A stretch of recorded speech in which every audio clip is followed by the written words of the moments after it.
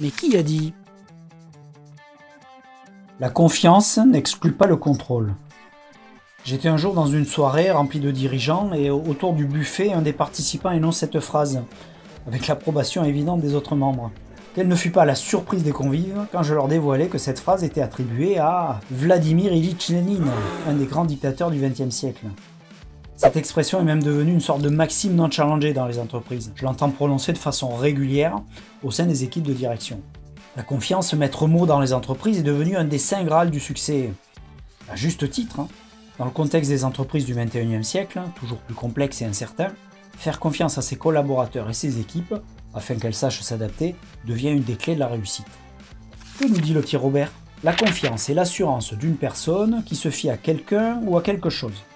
Si je travaille en confiance avec quelqu'un, je peux me fier à lui et donc ne pas le contrôler. La phrase de Lénine est ainsi une injonction paradoxale. Comment est-il possible de développer de la confiance dans une organisation lorsque le contrôle et son corollaire, le recadrage, impliquent plutôt méfiance, voire défiance? Mais me direz-vous, en tant que manager, je dois m'assurer que le travail est bien réalisé? Comment résoudre cette contradiction? La réponse est peut-être dans les termes utilisés. De nos jours, la solution n'est plus dans le contrôle individuel, mais dans la maîtrise collective.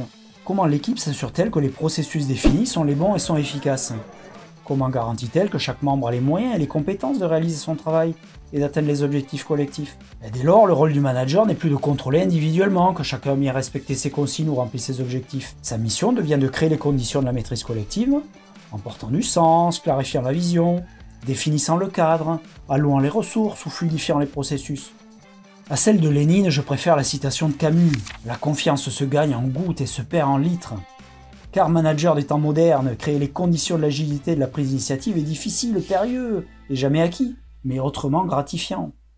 Nous sommes au XXIe siècle, vivez avec votre temps, soyez un manager intégral. Une précision par rapport à la citation, la confiance n'exclut pas le contrôle. C'est la traduction approximative d'un proverbe russe, Doverai not proverai, qui signifie littéralement « fais confiance mais vérifie », et que Lénine utilisait souvent, paraît-il.